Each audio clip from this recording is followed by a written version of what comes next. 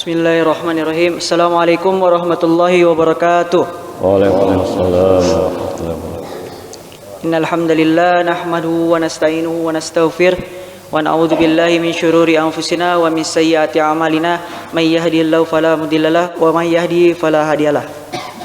Asyhadu an la ilaha illallah wa asyhadu anna Muhammadar Rasulullah la nabiyya ba'dah. Yang pertama-tama, marilah kita panjatkan puja dan puji syukur kehadiran Allah Subhanahu wa taala, karena Dialah yang telah memberikan kita nikmat iman, nikmat Islam dan nikmat sehat sehingga kita dapat berkumpul di tempat yang insyaallah mubarakah ini. Kedua, salat dan salawat kita sampaikan kepada Nabi Muhammad SAW yang telah memberikan kita jalan yang benar sehingga kita dapat berkumpul di tempat yang insyaallah mubarakah ini. Yang ketiga, insyaallah pada kultum subuh ini saya akan membawakan kultum yang berjudul Pemuda Muslim memiliki peran penting dalam menyebarkan dakwah Rasulullah SAW. Al-Quran dengan indahnya telah memberikan kisah teladan para pemuda gua Ashabul Kahfi yang terkenal kokoh iman dan tangguh pendirian dalam memegang prinsip kebenaran. Allah Subhanahu wa taala memujinya dalam ayat yang artinya, "Kami kisahkan kepadamu Muhammad dengan sebenarnya, sesungguhnya mereka adalah para pemuda yang beriman kepada Tuhannya, dan kami tambahkan petunjuk kepada mereka." Quran Surat Al-Kahfi ayat 13. Teladan pemuda idaman juga telah dipertunjukkan oleh Nabi Ibrahim ketika masa remajanya, seperti tertera di dalam kalamnya yang artinya, mereka menjawab, "Kami mendengar seseorang pemuda yang mencela berhala-hala ini yang bernama Ibrahim." Quran Surat Al-Anbiya ayat 60. Rasulullah SAW memberikan jaminan keselamatan di hari akhirat kelak, antara lain kepada pemuda yang menghabiskan masa mudanya untuk beribadah kepada Allah Subhanahu wa taala, pemuda yang gemar melakukan aktivitas ibadah di masjid, dan pemuda yang sanggup menahan gejolak hawa nafsunya manakala berhadapan dengan godaan syahwat perzinaan. Mengingat betapa besarnya sumber daya potensi sekaligus emosi yang dimiliki pemuda, maka sepantasnya lah segenap masyarakat membimbing mereka agar menjadi pemuda idaman yang mulia menurut pandangan Allah Subhanahu wa taala. Caranya antara lain dengan melibatkan pemuda ke dalam berbagai aktivitas yang positif dan konstruktif, membina jiwa mereka secara rutin dengan siraman rohani, membentengi mereka dengan tausiah agar tidak terjebak ke dalam perbuatan nista, zina, dan kejahatan, serta mengajari mereka dengan teladan kebaikan orang tua.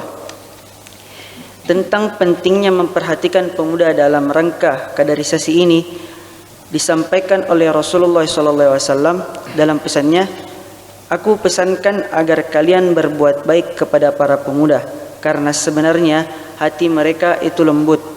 Allah telah mengutus aku dengan agama yang lurus dan penuh toleransi. Lalu para pemuda bergabung memberikan dukungan kepadaku, sementara para orang tua menentangku." Sahabat Ibnu Abbas pernah mengatakan, "Tidaklah Allah mengutus seorang nabi melainkan pemuda, dan seorang alim tidak diberi ilmu pengetahuan oleh Allah Subhanahu wa taala melainkan di waktu masa mudanya." Saatnya kita munculkan generasi muda idaman berkarakter Ashabul Kahfi, berakidah Ibrahim, pecinta sifat-sifat mulia para nabi. Dengan demikian, para pemuda dan pemudi mempunyai kriteria yang jelas dalam mengidolakan seseorang, sehingga mereka tak lagi membabi buta dalam menentukan seorang yang akan ditiru dan diikuti tingkah lakunya, karena pada hakikatnya di sisi Allah Subhanahu wa taala mereka yang menjunjung nilai keimanan dan ketakwaan sajalah yang layak menjadi idaman setiap insan. Adapun hadis yang diriwayatkan oleh Imam Al-Hakim Al-Naisaburi dari Ibni Abbas radhiyallahu anhu bahwa Nabi SAW pernah beri nasihat kepada seorang yang menggunakan secara maksimal 5 hal sebelum datang yang 5 pula. Masa mudamu sebelum datang masa tuamu, masa sehatmu sebelum datang masa sakitmu, masa kayamu sebelum datang masa fakirmu, dan waktu luangmu sebelum datang masa sibukmu, dan yang terakhir masa hidupmu sebelum datang masa kematianmu.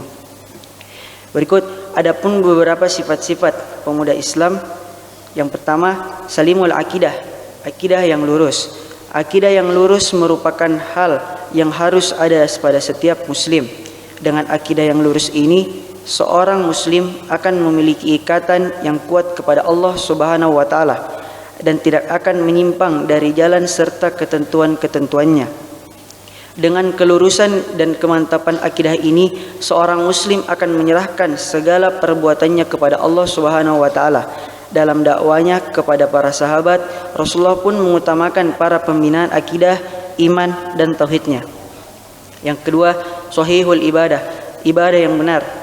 Ibadah yang benar merupakan salah satu perintah Rasulullah SAW yang penting.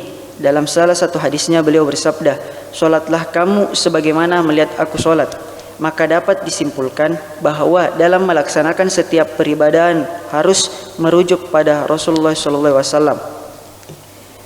Yang tidak boleh ada unsur penambahan ataupun pengurangan. Yang ketiga, matinul qulub, akhlak yang kokoh.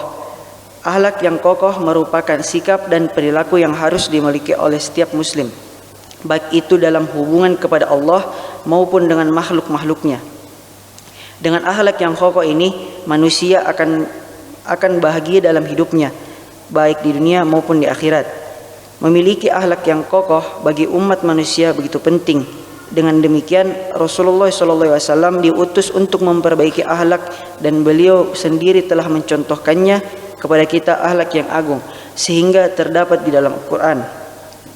Yang keempat, qawiyul jism atau jasmani yang kuat.